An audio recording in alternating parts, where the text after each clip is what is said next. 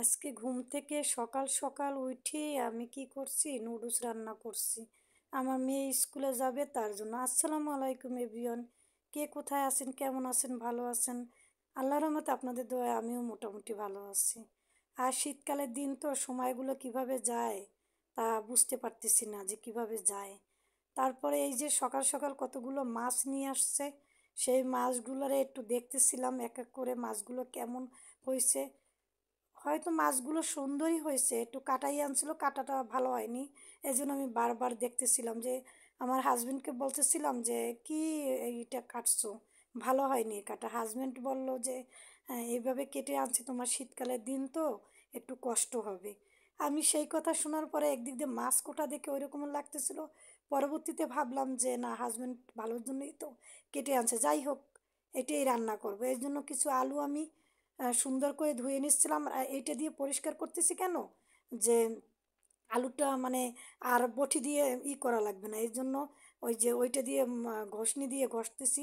মাছও ঘষে এরকমের ধুয়ে ফেলবো এর জন্য। আর হচ্ছে মাছ ঘষা, মানে এই মাছ ঘষাটা না মানে পরিষ্কার হয় ভালো, আর বেশি পরিষ্কার করতে হয় না। এর জন্য এই মাছ ঘষাটা ঘষনি দিয়ে আমি ঘষতে পারলেই মাছ পরিষ্কারটা তাড়াতাড়ি হয়। এইভাবে আবার লবণ দিলাম। যারা মাছ ঘষতে পছন্দ করেন তাহলে এইভাবে মাছ ঘষলে না ভালো লাগে। আবার বলবেন যে আমাদের বলে, আচ্ছা আমার কাছে ভালো লাগে এই জন্য বললাম, এতে সুবিধা হয়। আর এই তো মাছ ধোয়া শেষ, এখন মাছে আমি মশলা মেরিনেট করে রেখে দিব। মানে এই আজকে রাত্রিরে রেখে দিব, কালকে সকালে রান্না করব।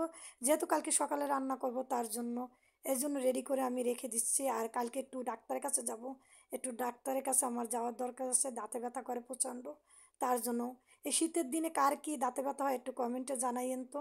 আমার মনে হয় শীতের দিনেই দাঁতে ব্যথা মানে বাড়ে বেশি।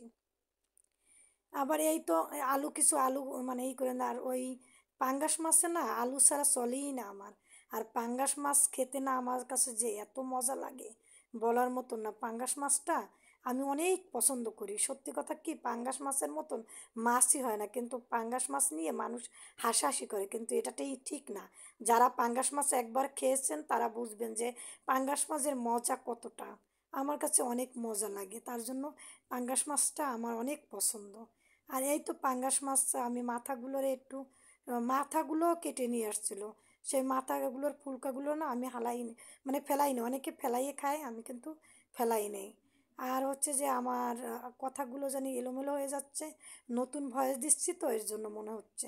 যাই হোক মাছগুলো ভাজতে দিচ্ছি, কিন্তু মাছটা না মানে ভাজাটা একটু হালকা পাতলা একটু ভেঙে গেছে, কারণ কি যে তেলটা একটু গরম কম হয়েছিল এর জন্য। আর মাছটা না বেশি ভাজবো না, বেশি ভাজলে কিন্তু মাছের কোনো স্বাদ থাকে না।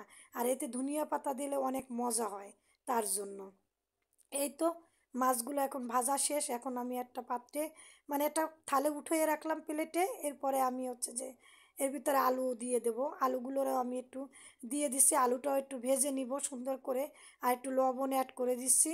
লবণগুলো দিলে হয় কি, আলুটা একটু নরম হয় তার জন্য। আর এখন আবার আর একটা কড়াই নিলাম, কারণ ওতে তো ধরবে না, ওটা তো ভাজার জন্য ফ্রাই প্যান। আর এইটা হলো কড়াই, এই জন্য কড়াইতে। আর আমি না এই ছোটো কড়াইতে রান্না করতে না স্বাচ্ছন্দ্য বোধ করি, কারণ কি কড়াইটা না অনেক ভালো, আমার রান্না করতে না অনেক ভালো লাগে।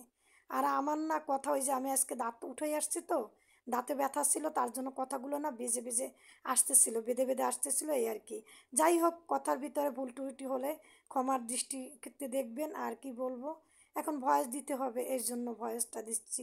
আর এই তো এই ঝোল হয়ে যাওয়ার পরে আমি হচ্ছে যে এর ভিতরে মাছ দিয়ে দিব।